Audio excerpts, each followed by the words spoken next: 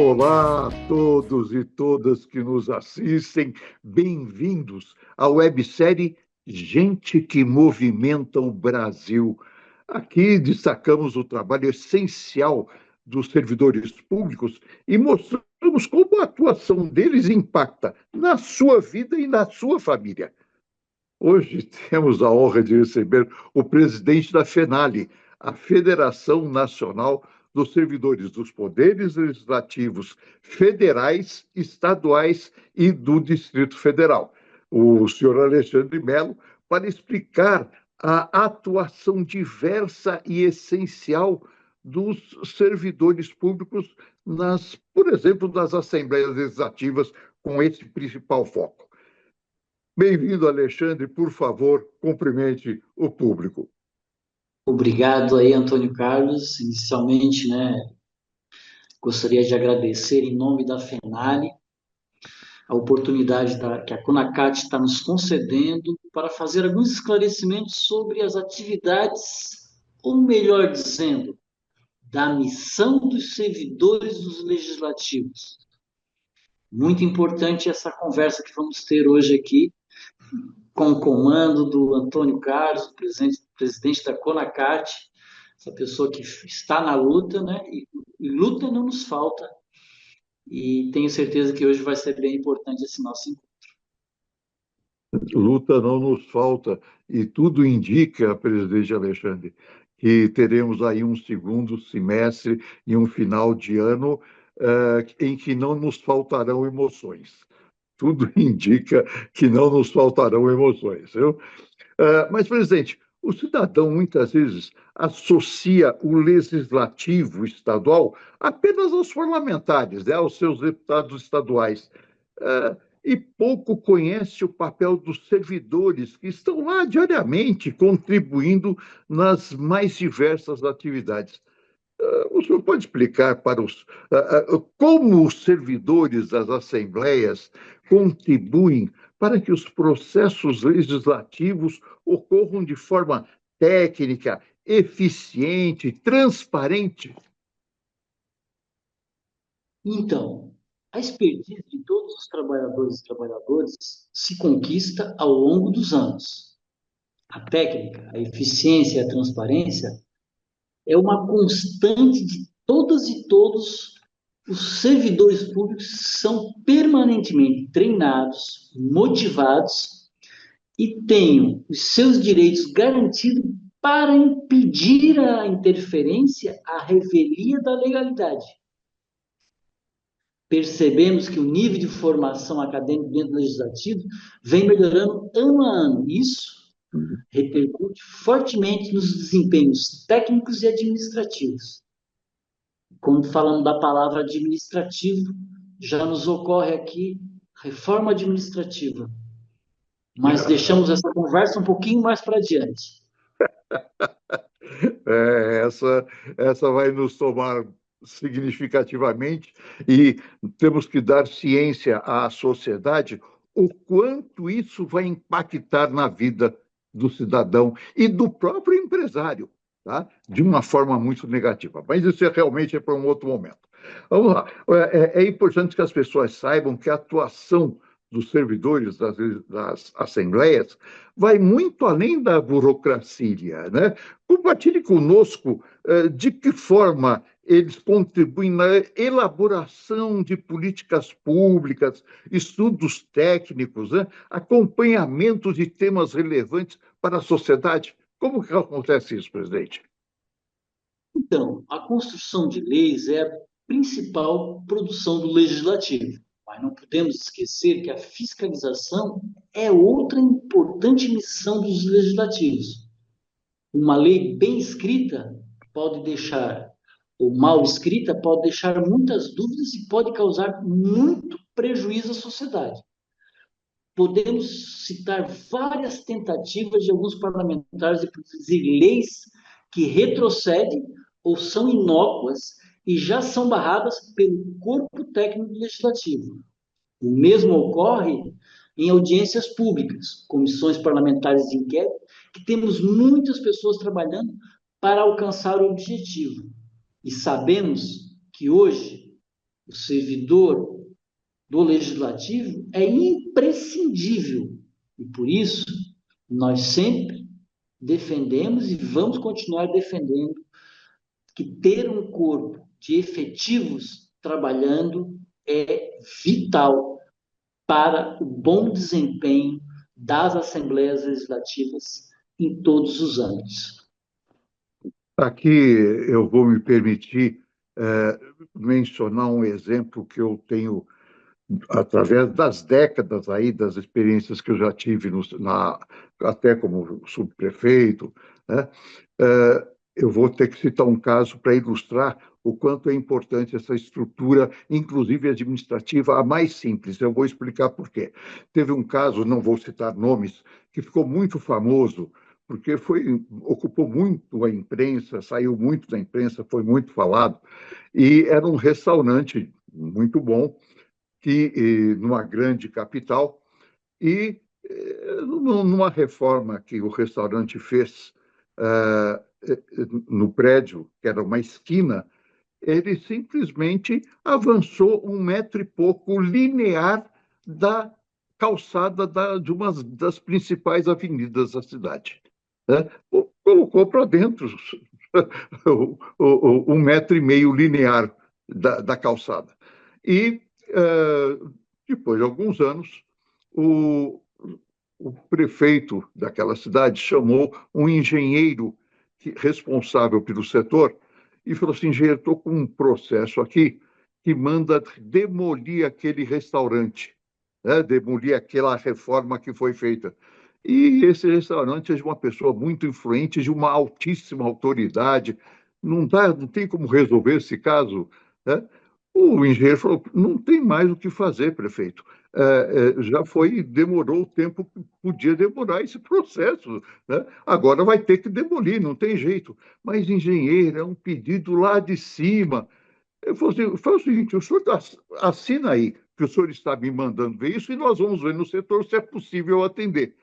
O prefeito falou: eu não posso fazer isso. Eu também não, prefeito. O senhor, se Deus quiser, vira governador, presidente da República, mas eu vou responder por isso na minha carreira pelo resto da vida, inclusive depois de aposentado. E o prédio foi demolido e teve um bafafá imenso em torno disso. O que chama atenção e que eu levo isso, desculpa eu ter tomado esse tempo precioso seu, presidente, é que, por exemplo, quando foi lá na subprefeitura, quando um fiscal, né, de nível médio passou em frente à obra, fiscalizando, ele podia ter sido até amigo de infância do engenheiro da obra, vamos dizer assim. Mas ele falou: não tem jeito, eu tenho que notificar que houve a infração. Ele cumpriu, porque ele tinha um compromisso com o Estado tinha um compromisso com ele. Aquela infração, aquele auto chegou lá no setor administrativo e aquele servidor administrativo não pode fazer de conta que não viu e jogar no lixo, perder sem querer, tá? Porque ele também tinha compromisso com o Estado com ele. E ele registrou a infração e o processo, portanto, foi todo transcorrendo até a demolição. O que eu dou como exemplo, presidente, se não fossem até aquele servidor administrativo ser efetivo, concursado, tá? Teria sido um final completamente diferente de um caso desse. Me permita dar sempre esse exemplo. Mas aí me dá a questão para que o senhor possa citar 3 carreiras presentes nas assembleias que poucos cidadãos conhecem, mas que são de grande importância, como eu já citei, até aquele auxiliar administrativo. Por favor. Então, na verdade, assim, quando nós falamos de Assembleia Legislativa, por si só, nós entendemos que cada Assembleia Legislativa tem a sua construção, né? O que acontece hoje é que quando nós vamos na construção de emendas, né, parlamentares, nós temos desde a área tecnológica, ou seja, desde da TI, que é extremamente importante, tanto para resguardar, né, aquilo que não pode ser colocado à transparência já desde o primeiro momento, ao corpo das comissões técnicas, que são as comissões que cada área passa, né? Cada atividade ou cada tipo de projeto passa em 2, 3, 4 comissões para tramitar na Assembleia. Tem os próprios consultores jurídicos e os analistas que fazem todo esse trabalho. Então, assim, cada lugar dentro da Assembleia tem a sua relevância, como bem tu colocou anteriormente, Antônio Carlos. Um servidor, uma atividade, digamos, com menos complexidade, ele pode ser vital para o bom funcionamento ou ele pode ser para o mau funcionamento do Poder Legislativo. Tem algumas histórias aqui na Assembleia, que eu não vou citar, de casos que aconteceram, de uma alteração de uma vírgula numa lei dentro da Constituição, que isso é fatal. Então, o corpo técnico bem articulado, bem,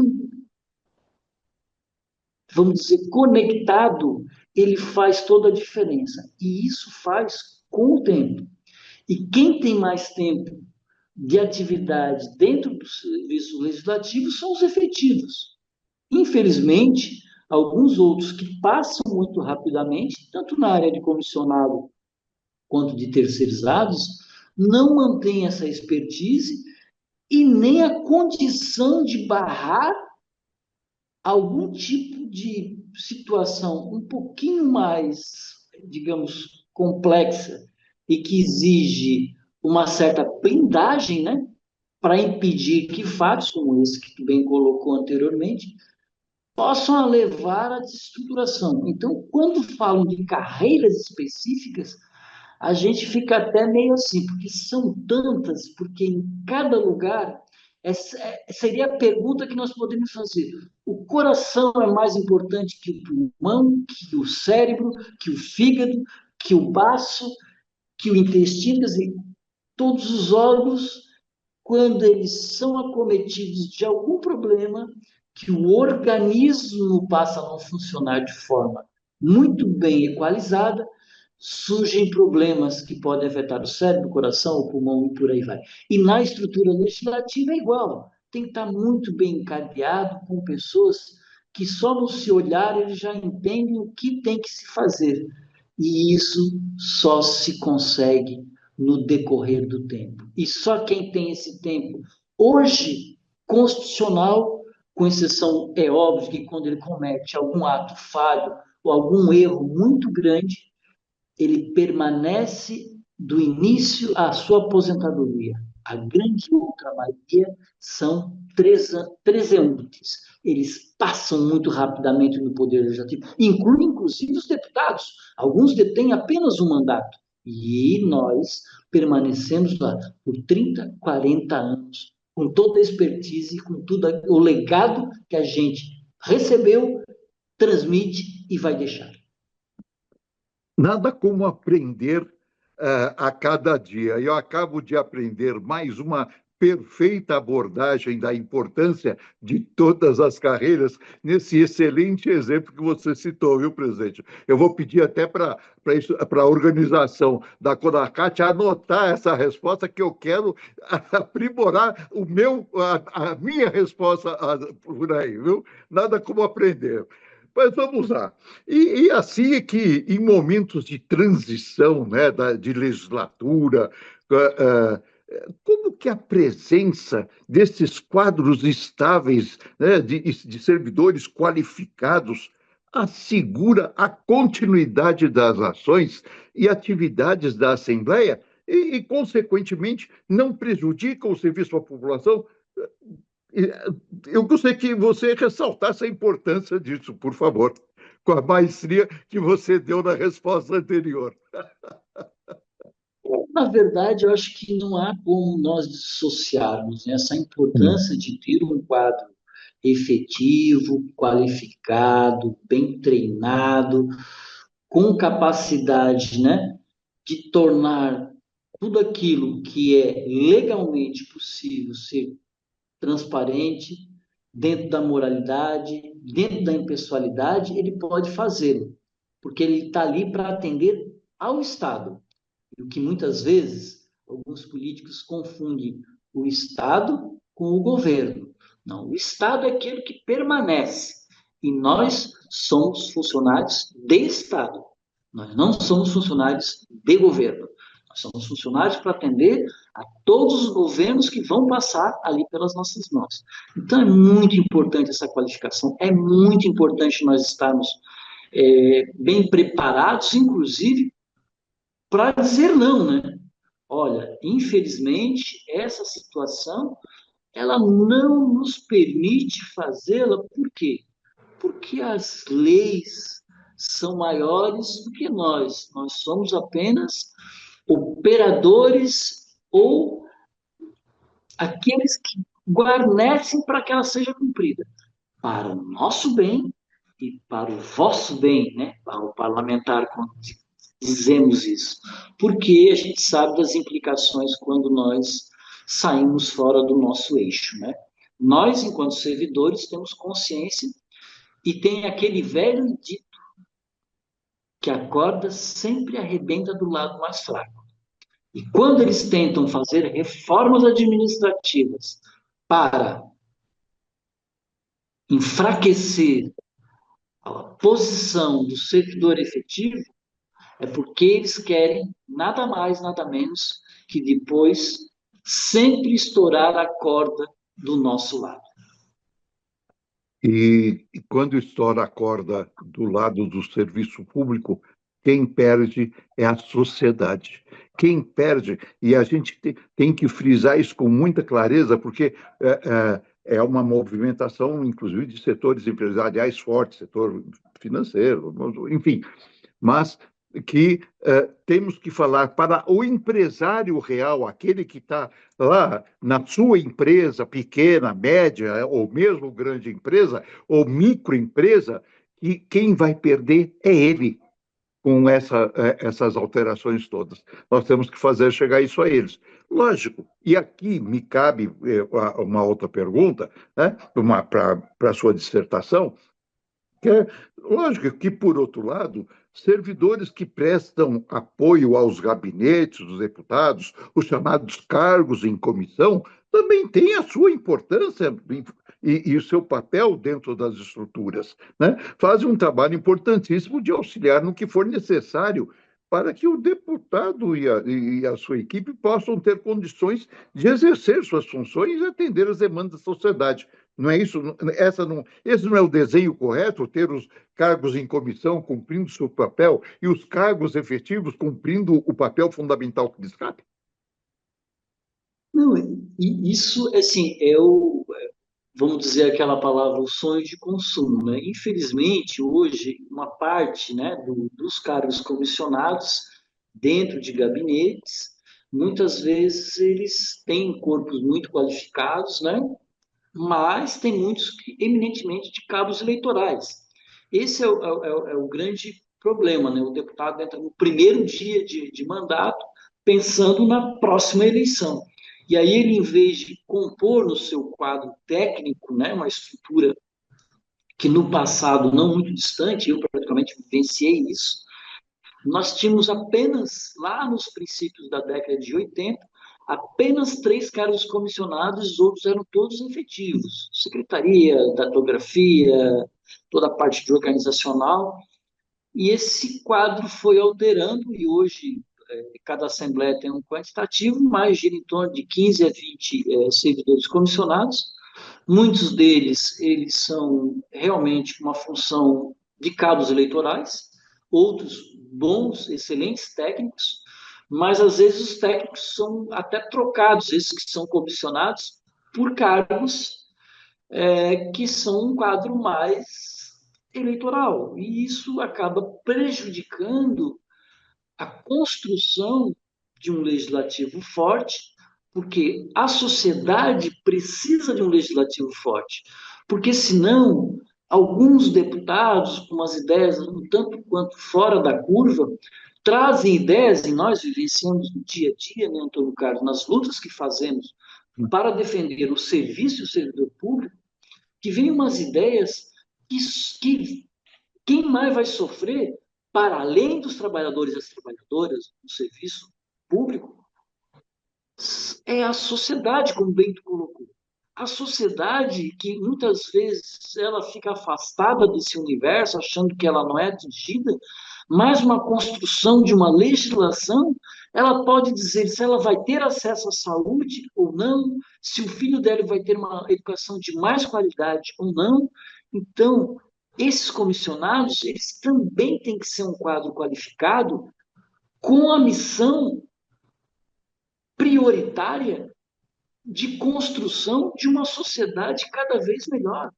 Porque o agente público, o deputado, o vereador, seja o senador, ele tem uma missão importante dentro dos quadros legislativos, que é construir leis para melhorar a sociedade, e não para melhorar pequenos grupos. E nós, quando fazemos a luta, um pouco mais contundente, enérgica, é para defender não só a nossa parte, mas a importância do serviço público para a sociedade brasileira. Que se hoje temos a melhor saúde, temos uma educação mais capilarizada, se temos muito que melhorar, só podemos fazer com mais servidores públicos, mais qualificados e com mais tempo de expertise para entregar cada vez mais e melhor serviço público. Exatamente, essa abordagem foi muito importante. Eu me recordo, lá nos anos 70, não importa, não vamos especificar, mas em São Paulo tinha um grande instituto de educação que era o Instituto Caetano de Campos, né? Ali na Praça da República, um prédio monumental, enorme, muito histórico, e de uma qualidade de ensino que era referência mundial. Um belo dia, uma decisão política mal orientada dessas que você mencionou, né? Houve a ordem para transformar aquele magnífico prédio, aquela magnífica escola, numa estação de metrô, né? Aí os ex-alunos foram até para as ruas para não acontecer e não deixou acontecer. Eu fui um dos que estava na rua naquele momento, né? E não aconteceu. E hoje aquele magnífico prédio está preservado, ainda que como sede da Secretaria Estadual da Educação. É um exemplo que eu sempre cito também. Mas me permita, então, caminhar aqui para uma última pergunta, né? Os servidores legislativos também atuam na promoção da transparência e no acesso à informação pública. Você pode comentar como esse trabalho fortalece a relação entre o cidadão e o parlamento? Enfim, quanto isso beneficia a sociedade?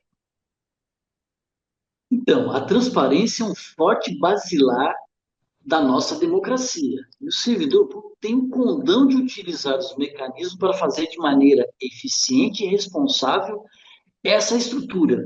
A gente sabe que uma informação. Vamos lá, vamos pegar uma coisa bem básica. Um projeto que ainda não entrou em plenário e está sendo, ou seja, não está publicitado, se ele for antes, ele pode gerar problemas, inclusive na área legal, né? Na questão das estruturas que regem para que haja uma tramitação correta. Então, a transparência ela é vital, não só do servidor, mas dos parlamentares, e não só do servidor efetivo, mas de todo o corpo que atende aos parlamentos, porque muitas vezes, com a lei de transparência, parece que só o servidor tem que estar na vidraça, né? Os outros podem ficar escondidos, e isso causa, às vezes, um certo descompasso, porque transparece em demasia um lado e ofusca em demasia outro. Então, isso são as regras que ainda não estão muito claras, porque a gente observa que órgãos e poderes, eles usam de forma díspare, né? Não há uma homogeneidade para que todos tenham esse direito de estar visíveis para a sociedade, de forma bem igualitária. Então, acho que há um descompasso, mas, como bem falei, a transparência é vital para uma sociedade que se diz democrática. E isso se faz com pessoas que estão comprometidas, por servidores que sabem que eles são responsáveis para transparecer e zelar aquilo que não pode ser colocado em momento indevido, porque o servidor tem que fazer aquilo que a lei manda, não aquilo que a cabeça dele ou alguém manda. Por isso que o serviço público tem uma outra forma de olhar a legislação, ou seja, nós não fazemos o que não está na lei, nós fazemos o que está na lei. Para isso, para nós termos esse poder de manter a lei sendo executada com transparência e com boa vigilância, nós precisamos manter, sem sombra de dúvida, a questão de um serviço público, de um servidor público que detém a sua carreira preservada e não pode ser atacada por nenhum, por ele não ter cumprido aquilo que mandaram, mas sim ele ter sempre como basilar, o principal chefe dele, a legalidade. E assim fica o meu recado. E nós das leis estamos aqui para trabalhar e para defendê-la. Que coisa, e que abordagem perfeita, o que me faz falar para aqueles que estão eh, na, na direção dessas reformas administrativas, que estão conduzindo e estão provocando essa reforma administrativa, que eles estão redondamente equivocados. O cancro é a corrupção, não os salários dos servidores, não a estrutura de Estado. O problema é a corrupção. E, infelizmente, é isso que tem que ser atacado. E aí, meu amigo, chegamos ao final de mais um programa da série Gente que Movimenta o Brasil. E eu quero que você preste atenção o quão perfeito é o nome desse programa que foi colocado. Você percebe que são as pessoas, as estruturas que ajudam, de fato, que o Brasil se movimente, que o Brasil ande. E que bom ter a sua companhia até o final dessa nossa conversa aqui. Eu Se você gostou desse vídeo, curta, compartilhe com mais pessoas, nos grupos de WhatsApp, nas suas redes sociais. Né? Dessa forma, você ajuda que mais brasileiros conheçam mais e melhor o trabalho das estruturas de Estado, dos servidores públicos que dão suporte tanto ao mercado quanto à sociedade. A gente fala sempre no equilíbrio da balança, né? Num prato a sociedade, no outro prato o mercado, o que dá o equilíbrio e mantém a relação correta dessa situação é a estrutura de Estado saudável, com as correções que têm que ser feitas naturalmente, mas as correções corretas, feitas de maneira a preservar a estrutura de Estado. E aqui no canal da Conacat você encontra outros vídeos desse mesmo formato, mas falando de outras carreiras públicas, tá? Confira e fique ligado, porque semana que vem tem um vídeo novo aí. Até mais e muito obrigado, presidente Alexandre.